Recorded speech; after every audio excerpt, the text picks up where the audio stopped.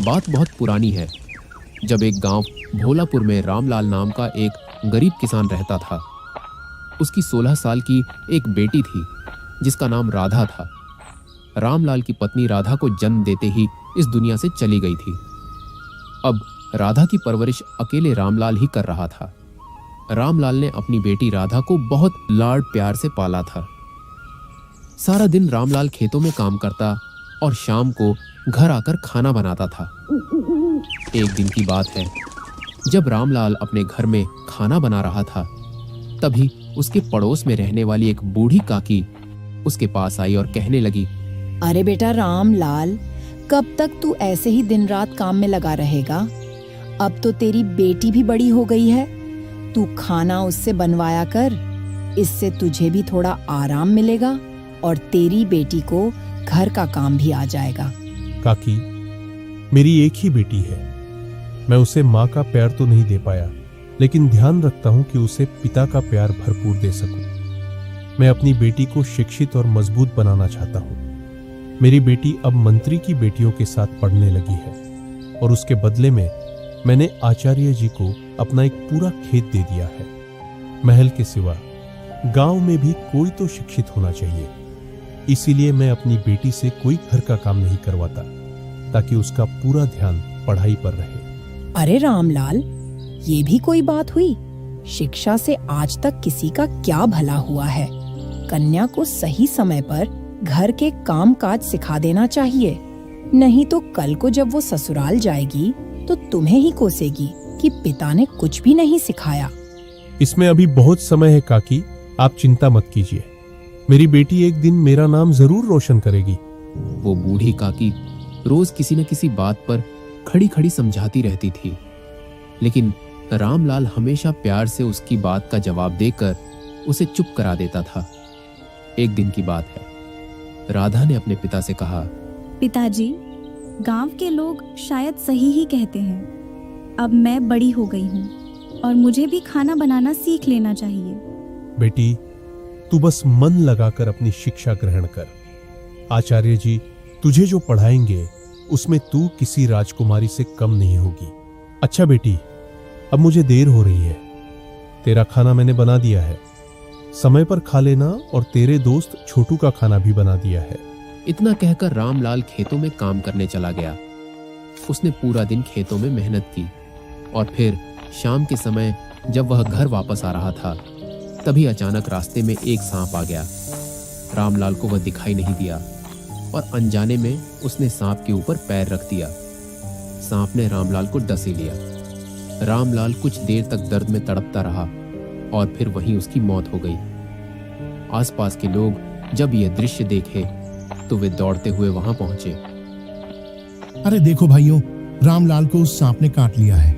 लेकिन तब तक देर हो चुकी थी और रामलाल मर चुका था। लोगों ने अफसोस से कहा, अरे अरे, ये तो मर गया। भगवान, ये सब कैसे हो गया? बीवी तो इसकी पहले ही मर चुकी थी। जब राधा ने अपने पिता को इस हालत में देखा तो वह जोर जोर से रोने लगी। पिताजी, अब मैं अकेली इस दुनिया में क्या करूंगी? आपके सिवा मेरा और कोई सहारा नहीं था। अब मैं इस दुनिया में कैसे जीऊंगी? तभी एक 7 साल का बच्चा छोटू राधा के पास आया। दीदी, आप अकेली नहीं हैं जो बिना माता पिता के है। मेरे माता पिता भी नहीं हैं, इसलिए तो मैं इधर उधर घूमता हूँ, मारा मारा फिरता हूँ। लेकिन आज से इस गांव में एक नहीं बल्कि 2 अनाथ होंगे। असल बात तो ये थी कि छोटू एक अनाथ बच्चा था जो गांव में इधर उधर घूमता रहता था, लेकिन राधा को उससे बहुत लगाव था। वो हमेशा उसे खाना खिलाती और प्यार करती थी। राधा ने छोटू को देखा और प्यार से कहने लगी, अब हम दोनों साथ ही रहेंगे, चाहे कुछ भी हो जाए। मैं तुम्हारा सहारा बनूंगी और तुम मेरे। दीदी, आप तो पहले से ही मेरा सहारा हो। मुझे रोज खाना जो खिलाती हो, अब तो मैं तेरा सहारा बनूंगा। गांव के लोगों ने रामलाल का अंतिम संस्कार कर दिया, लेकिन अब गांव वालों को यह चिंता होने लगी थी कि रामलाल की अकेली बेटी राधा का क्या होगा। इस बात पर विचार करने के लिए गांव वालों ने एक पंचायत बुलाई और उसमें सरपंच ने कहा, भाइयों, रामलाल हमारे भाई जैसा था। अब हमें राधा को सहारा देना होगा। सहारा तो लड़कियां अपने परिवार को देती हैं, लेकिन यह तो राधा है। यह किसी को क्या सहारा देगी, उल्टा बोझ ही बनेगी। मैं तो पहले से ही उसके पिता से कहती थी कि अपनी बेटी को घर का कामकाज सिखा दे, लेकिन उसने मेरी एक न सुनी। अब बस एक ही रास्ता बचा है, राधा की शादी कर दी जाए। मैं पढ़ाई कर रही हूँ और मैं शादी नहीं कर सकती। इससे बेहतर तो यह होगा कि मैं भी अपने पिता की चिता के साथ जलकर राख हो जाऊं। राधा ठीक कहती है, अभी वह छोटी है, इतनी जल्दी उसका विवाह कैसे हो सकता है? तो क्या तू पालेगा इसे? महंगाई इतनी है, अपने बच्चों का पेट तो भर नहीं सकता, अब चला है दूसरों के बच्चे पालने। हाँ, बता, तू इसका पालन पोषण कैसे करेगा? इस गांव में अगर कोई ऐसा आदमी है जो राधा की जिम्मेदारी उठा सके तो वह सामने आ जाए। बड़ी काकी की बात सुनकर जब कोई भी सामने नहीं आया तो एक दूसरा आदमी कहने लगा, ठीक है काकी, राधा का विवाह करवा देना चाहिए। वैसे भी राधा इतनी छोटी भी नहीं है, 16 साल की हो गई है, परंतु विवाह के लिए कोई लड़का भी तो मिलना चाहिए। तभी एक औरत बोल उठी, मेरा बेटा राधा से शादी करेगा। लेकिन तुम्हारा बेटा ब्रजेश तो हमेशा नशे में धुत रहता है। राधा अभी 16 साल की है, जबकि तुम्हारा बेटा तो 40 साल का है। यह तो बेमेल विवाह होगा। अरे, अब कोई राजकुमारी से ब्याहनी थोड़ी आएगा, जो मिल रहा है वही ठीक है। विवाह के बाद ब्रजेश अपनी जिम्मेदारियों को जरूर समझेगा और नशा करना भी छोड़ देगा। सब कुछ ठीक हो जाएगा। ठीक? मैं हार चुकी हूँ और मैं उससे शादी नहीं कर सकती। इससे अच्छा तो यह है कि मैं भी अपने पिता की चिता के साथ जलकर समाप्त हो जाऊं। देख राधा, तेरे पास अब 2 ही रास्ते हैं, या तो तू इस ब्रजेश से शादी कर ले या फिर तुझे यह गांव छोड़कर जाना पड़ेगा। ठीक है, मुझे काकी की यह शर्त मंजूर है। मैं अब भी यह गांव छोड़कर चली जाऊंगी। काकी, लड़की गांव छोड़कर कहाँ भटकेगी? रोक लो उसे। जाने दो उसे। जब एक दिन बिना छत के रहेगी ना, तो उसे अपना गांव खुद ब खुद याद आ जाएगा। कहाँ जाएगी ये? कल सुबह तक वापस लौट आएगी और शादी के लिए भी तैयार हो जाएगी। मैं देखती हूँ इसके पिता के सपने कैसे पूरे होते हैं। अब तुम सब यहाँ से जाओ, अपने अपने घर लौट जाओ और 2 लोग जाकर राधा को गांव के बाहर छोड़ आओ। गांव वालों ने वैसा ही किया। तभी छोटू भागता हुआ राधा के पास आया और बोला, दीदी, मुझे भी अपने साथ ले चलो। इस गांव में सिर्फ आप ही तो थीं जो मुझे खाना देती थीं। आपके बाद मैं कहाँ जाऊंगा? राधा और छोटू चल पड़े। अभी वे थोड़ी दूर ही गए थे कि जोरदार बारिश होने लगी और बिजली चमकने लगी। छोटू को चमकती हुई बिजली से बहुत डर लग रहा था। छोटू बोला, मुझे बहुत डर लग रहा है, ये बारिश कब बंद होगी? बस थोड़ी देर में यह बारिश बंद हो जाएगी। छोटू, तुम घबराओ मत, सब ठीक हो जाएगा। थोड़ी देर बाद बारिश रुक गई। राधा छोटू को लेकर जमीन पर बैठ गई। दोनों की ठंड से बहुत बुरी हालत थी। उनके पास एक भी कपड़ा नहीं था जिससे वे अपनी ठंड को रोक सकें। दीदी, मुझे बहुत ठंड लग रही है और भूख भी बहुत जोरों की लगी है। इतनी देर हो गई, हम चलते चलते कहाँ जा रहे हैं? छोटू, मुझे भी नहीं पता कि हम कहाँ जा रही हैं। गांव वालों ने हमें गांव से निकाल दिया है। अब हम दोनों का क्या होगा? हम कहाँ जा सकते हैं? अब हम दोनों यहीं रहेंगे, इसी सड़क पर। राधा पूरी रात छोटू को समझाने की कोशिश करती रही। रात बहुत गहरी हो गई थी, लेकिन राधा को कोई भी जगह नहीं मिली जहां वह जा सके या अपनी झोपड़ी बना सके। राधा ने छोटू को तो सुला दिया था, मगर उसके गीले कपड़ों की वजह से छोटू दिल से सो नहीं पा रहा था। पूरी रात गुजर गई, लेकिन राधा ने एक पल की भी नहीं झपकाई। जंगल के जानवरों की आवाजें वहां और भी ज्यादा डर पैदा कर रही थीं। सुबह होते ही एक राजा अपनी सैकड़ों फौजियों के साथ वहां से गुजर रहा था। उसने राधा और छोटू को देखा और पूछा, तुम दोनों यहाँ क्यों बैठे हो? उठो और अपने घर चले जाओ। राजा की बात सुनकर राधा का चेहरा मुरझा गया। राजा ने पूछा, तुम ऐसे क्यों रो रही हो? जो भी बात है हमें बताओ। हम राजा हैं, हम तुम्हारी मदद जरूर करेंगे। महाराज, मेरा नाम राधा है और यह मेरा भाई छोटू है। गांव वालों ने हमें गांव से बाहर निकाल दिया है। राधा ने राजा को सारी बात बता दी। राजा को राधा और छोटू पर बहुत दया आई और वह दोनों को लेकर अपने महल में आ गया। उसने राधा से कहा, हम तुम्हारे लिए कुछ अच्छे कपड़े और खाना भेजेंगे और अब से तुम महारानी की दासी बनकर रहोगी। महल में जल्द ही खुशखबरी आने वाली है और हमें महारानी के लिए एक और दासी की जरूरत थी और तुम हमें मिल गई हो। आपका बहुत बहुत धन्यवाद महाराज कि आपने हमें रहने की जगह दी और आश्रय दिया। बहुत बहुत धन्यवाद। हम इस मुल्क के राजा हैं, ये हमारा कर्तव्य है। इतना कहकर राजा वहां से चले गए। राधा कई दिनों तक महल में ही रही। अब राजा ने राधा को रानी के कमरों की सफाई का काम सौंप दिया था। एक दिन राधा कमरे की सफाई कर रही थी तो रानी ने राधा से कहा, राधा, क्या सफाई के अलावा तुम कुछ और भी कर सकती हो?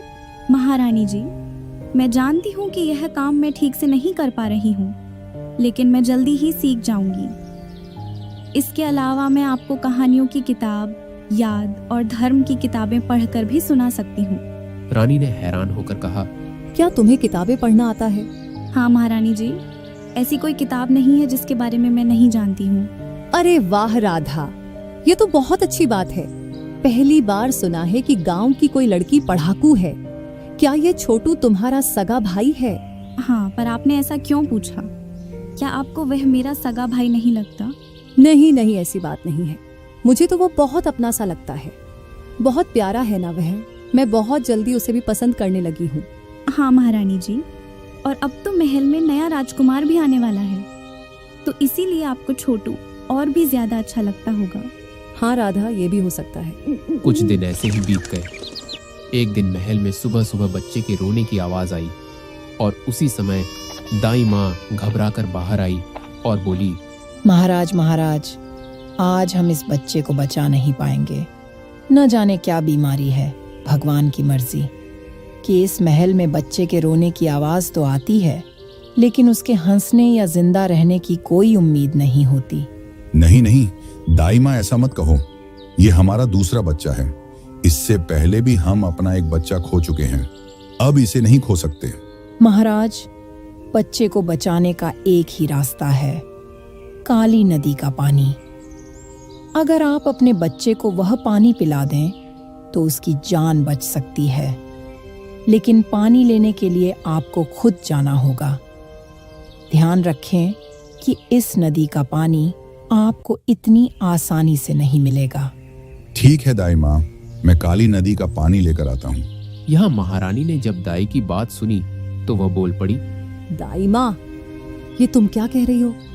पता है ना, काली नदी के पास हमने अपने पहले बेटे को खो दिया था। महाराज अगर फिर वहां गए तो रो पड़ेंगे। महारानी जी, काली नदी का पानी बहुत शक्तिशाली है। उस बच्चे के लिए वह बहुत जरूरी है। अब तो महल में दूसरा राजकुमार आ चुका है महाराज, और आपके जख्म जल्द ही भर जाएंगे।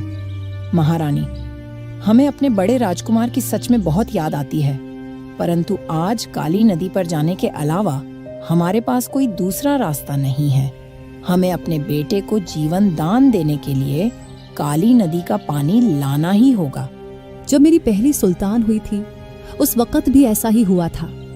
ऐसी भी क्या बात है मेरे बच्चों में जिन्हें सिर्फ काली नदी का पानी ही ठीक कर सकता है? रानी सोच में पड़ गई और फिर राजा अकेले ही जंगल के रास्ते काली नदी की ओर चल पड़े। जैसे ही वे नदी का पानी मटके में भरने लगे, नदी का पानी सूख गया। अरे, इस नदी का पानी तो सूख गया। अब हम अपने बेटे के लिए काली नदी का पानी कैसे लेकर जाएंगे? कोई ना कोई रास्ता तो होगा जिससे नदी हमें पानी दे दे। हमें जल्दी ही कुछ ना कुछ करना होगा। राजा कुछ सोच ही पाते कि तभी उन्हें एक लड़की की आवाज सुनाई दी। इस घने जंगल में अकेली लड़की कहीं किसी मुसीबत में न हो। हाँ, हमें जाकर देखना होगा। लेकिन वहां महल में हमारा बेटा आखिरी सांसें ले रहा है। समझदारी इसी में है कि हम जल्दी महल लौट जाएं। अगर देर हो गई तो हमारे बेटे को बचाना मुश्किल हो जाएगा। लेकिन ये लड़की भी तो हमारी प्रजा है, उसकी रक्षा करना भी हमारा कर्तव्य है। हमें जाकर देखना होगा। कोई है?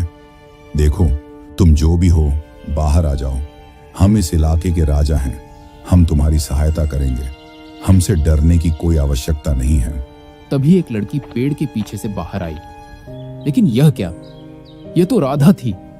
वह बोली, महाराज, मैंने आप और महारानी की सारी बातें सुन ली थी, वो काली नदी के पानी वाली बातें। अच्छा, तो तुम छिपकर हमारी बातें सुन रही थी? नहीं महाराज, नहीं, मैं तो आपकी मदद करना चाहती हूँ। तुम चिंता मत करो, हम काली नदी का पानी लेकर आएंगे। तुम अभी घर चली जाओ, यहाँ रहना तुम्हारे लिए ठीक नहीं है। महाराज, आप सबका इतना ख्याल रखते हैं। अगर दुनिया में सारे राजा आप जैसे होते तो सबका राज कितना खुशहाल होता। हम अपनी तारीफ महल में आकर भी सुन सकते हैं। अब तुम यहाँ से जाओ। महाराज, मेरे पास इस समय एक उपाय है, काली नदी के पानी को फिर से वापस लाने का। अच्छा, लेकिन तुम्हें वह कैसे पता? महाराज, मैंने किताब में काली नदी के पानी के बारे में पढ़ा है। महारानी बता रही थी कि तुमने बहुत सारी किताबें पढ़ी हैं, लेकिन इसका मतलब यह नहीं कि तुम हमें हमारे रास्ते से भटका दोगी। राजा राधा को कुछ बोलने ही वाले थे कि तभी काली नदी के अंदर से एक बहुत बड़ा दैत्य प्रकट हो गया।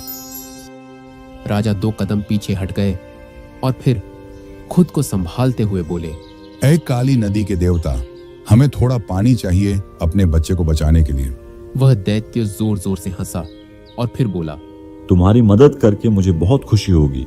राजा ने जैसे ही अपना मटका उठाकर दैत्य की तरफ किया, तभी पीछे से राधा ने लाल रंग की मिट्टी उस दैत्य की तरफ फेंक कर उड़ा दी। लाल मिट्टी ने जैसे ही उस दैत्य को छुआ, वह तुरंत भस्म हो गया। अरे बेवकूफ लड़की, ये तुमने क्या किया? अब हमारे बेटे को काली नदी का पानी कहाँ से मिलेगा? महाराज, मुझे पता है आप मुझ पर यकीन नहीं करेंगे, लेकिन आप इस किताब पर तो यकीन करेंगे ना। इस काली नदी के रहस्य नाम की किताब में यही सब लिखा है। अगर कोई काली नदी के पानी को छू ले तो उसकी संतान उसी के सामने दम तोड़ देगी। और यह किताब मेरी नहीं है, यह आपके महल की किताब है जो मैंने वहां से उठाई थी। राधा ने काली नदी के रहस्य नाम की एक किताब खोलकर राजा के सामने रख दी। राजा यह सब कुछ देखकर बहुत ज्यादा हैरान हो गया। तुम्हें यह सब कैसे पता चला? जब महारानी जी ने आपसे कहा कि उन्होंने पहले बच्चे को भी काली नदी के दोष के कारण खो दिया था और दूसरे बच्चे के लिए भी दाई माँ ने आपको वहां से पानी लाने को कहा, तब मैं समझ गई कि यह सब दाई माँ की ही चाल है। मुझे याद आया कि एक दिन जब मैं रानी जी को किताब पढ़कर सुना रही थी तो मैंने देखा कि वहाँ काली नदी नाम की एक रहस्यमयी किताब रखी थी। जब आप यहाँ आने के लिए निकले तो मैंने उस किताब को उठाकर पढ़ा और तब मुझे समझ आया कि यह सब एक साजिश है। राजा ये सारी बातें सुनकर हैरान रह गए। तभी राधा ने कहा, महाराज, काली नदी का पानी अमृत नहीं बल्कि एक शाप है। राजा ने राधा का धन्यवाद किया और कहा, राधा, तुमने मेरे बेटे की जान बचा ली। अब हम तुम्हारे हमेशा आभारी रहेंगे।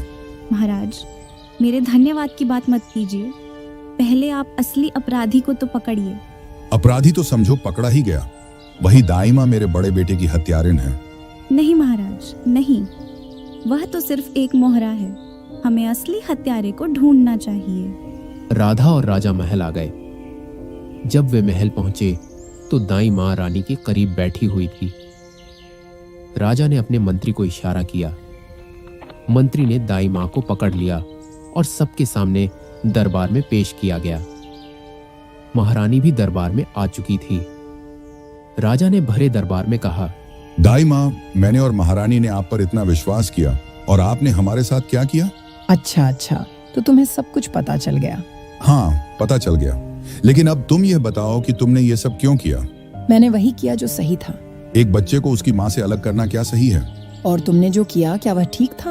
यह सुनकर राजा हैरान रह गया और बोला, हमने तुम्हारे साथ क्या गलत किया? बोलो। तुम्हारी वजह से हमने अपना बड़ा राजकुमार खो दिया। पहले राजकुमार के जन्म पर भी तुमने हमें काली नदी का पानी लाने को कहा था। हमने तुम्हारी बात मानकर तुम्हें और अपने बच्चे को लेकर जंगल में गए थे। तब हमने बच्चा तुम्हारी गोद में दिया और काली नदी का पानी लेने चले गए। तभी तुमने शोर मचा दिया कि राजकुमार को जंगली भालू उठा ले गया और हमने तुम्हारी इस बात पर विश्वास भी कर लिया था। तुम सोच भी नहीं सकती थी कि वे 7 साल हमारे लिए और रानी के लिए कितने कठिन थे। क्या आपको लगता है महाराज कि आपने कुछ भी गलत नहीं किया? क्या आप सावित्री को भूल गए? सावित्री का नाम सुनकर महाराज चौंक गए। दाई माँ बोली, मैंने तो बस सावित्री का साथ दिया है, जिसे मैंने इस महल में अपने बच्चों की तरह पाला था। मैंने उसका साथ दिया, बल्कि आपको उसका साथ देना चाहिए था, लेकिन आपने उसके साथ धोखा किया है। इतना कुछ कहकर दाई माँ वहां से जाने लगी। तभी सिपाहियों ने दाई माँ को चारों तरफ से घेर लिया। राजा ने सिपाहियों को इशारा किया और सिपाहियों ने दाई माँ का रास्ता छोड़ दिया। दाई माँ महल से निकलकर बाहर चली गई। राजा भी उसके पीछे पीछे गांव से बाहर की तरफ चल पड़े और फिर राजा एक झोपड़ी के बाहर जाकर आवाज लगाने लगे, कोई है अंदर? उस झोपड़ी में एक पति पत्नी रहते थे। अंदर वह पति पत्नी आपस में बातें कर रहे थे। देखो जी, जरा आज इतने सालों के बाद हमारी तरफ कौन आया है। ना जाने किसकी नजर लग गई इस घर की खुशियों पर। कभी वो दिन भी थे जब लोग हमें झुककर सलाम किया करते थे, और आज का दिन देखो, जहां भी जाते हैं लोग हमें छोटे चप्पल फेंक कर मारते हैं, हमें चोर कहकर बुलाते हैं। फिक्र मत करो, मैं जाकर देखता हूँ कौन है, और जहां तक सच्चाई की बात है तो एक ना एक दिन वह लोगों को पता चल ही जाएगी। झोपड़ी के अंदर से वह आदमी बाहर आया तो सामने राजा को खड़ा देखकर वह चौंक गया। विजय, क्या सावित्री अंदर है? तभी सावित्री भी राजा की बात सुनकर वहां आ गई। सावित्री ने जब राजा को देखा तो वह कहने लगी, आप यहाँ पर इतने सालों के बाद क्या लेने के लिए आए हैं? मैं तो पहले ही अपना सब कुछ आपको दे चुकी हूँ। मेरी एक बेटी है जो कि अभी सिर्फ 4 महीने की है, और मैं उसे पानी पिला पिलाकर पाल रही हूँ। मेरे पति दिन रात मेहनत करते हैं, लेकिन उन्हें कोई 4 पैसे भी नहीं देता। 2 रोटियां फेंक कर दे देते हैं। वही सूखी रोटी हम पानी में भिगोकर खा लेते हैं। हर कोई हमें चोर कहता है। अब और क्या चाहिए आपको? सावित्री, तुम्हारी बेटी दूध की जगह पानी पी रही है। इसकी जिम्मेदार हम हैं। अगर उस दिन हमने तुम पर चोरी का इल्जाम लगाकर तुम्हें महल से बाहर न निकाला होता, आज तुम इतनी मुश्किल में न होती। यह सब हमारे ही कर्मों की सजा है। सच कहूं तो समय ने हमें सजा दे दी है। हमें माफ कर दो, महल चलो। हम सबको बता देंगे कि तुम ही इस राज्य की असली वारिस हो। यह सिंहासन तुम्हारे पिता का है। हम जब 9 साल के थे, अपने पिता की मौत के बाद अपनी माँ के साथ महल आए थे। तुम्हारे पिता यानी हमारे चाचा हमें बहुत प्यार से पाला, मगर हमारे दिल में उनकी राजगद्दी की लालच आ गई और हमने उनकी हत्या कर दी। उसके बाद हमने पूरी प्रजा की इतनी सेवा की कि किसी को हम पर शक तक न हुआ, मगर हमारा दिल हमेशा पछतावे की आग में जलता रहा। और इसी पाप के प्रायश्चित के लिए हमने फैसला किया कि हम हमेशा अपनी प्रजा के आसपास रहेंगे और गरीब लोगों की सहायता करेंगे। हमें अपनी गलती का एहसास हो गया है। हम तुम्हें सब कुछ वापस कर देंगे, बस तुम वापस महल चलो। अब सब कुछ बर्बाद हो गया है। मेरी जिंदगी के अब कुछ ही पल बचे हैं। मैं वापस जाकर क्या करूंगी? आपने जो किया उसकी सजा आप भुगत चुके हैं। आपके बड़े बेटे को मैंने ही दाई माँ से लेकर गांव में छोड़ दिया था। आपका बड़ा बेटा मरा नहीं था, बल्कि मेरी कहने पर ही दाई माँ ने आपसे झूठ बोला था। मैंने आपके बेटे को 7 साल तक अनाथ की जिंदगी जीने दी, लेकिन किस्मत ने उसे राधा से मिलवा दिया और वह फिर से इस महल में ले गई। आपने जो मेरे साथ किया, मैंने उसका हिसाब बराबर कर दिया। तो क्या छोटू हमारा बड़ा राजकुमार है? हमारे दोनों राजकुमार जिंदा हैं। सावित्री, तुम महल लौट चलो। हम जानते हैं कि तुम नहीं जाना चाहती, पर तुम्हारी बेटी के भविष्य के लिए तुम ये सब कर सकती हो।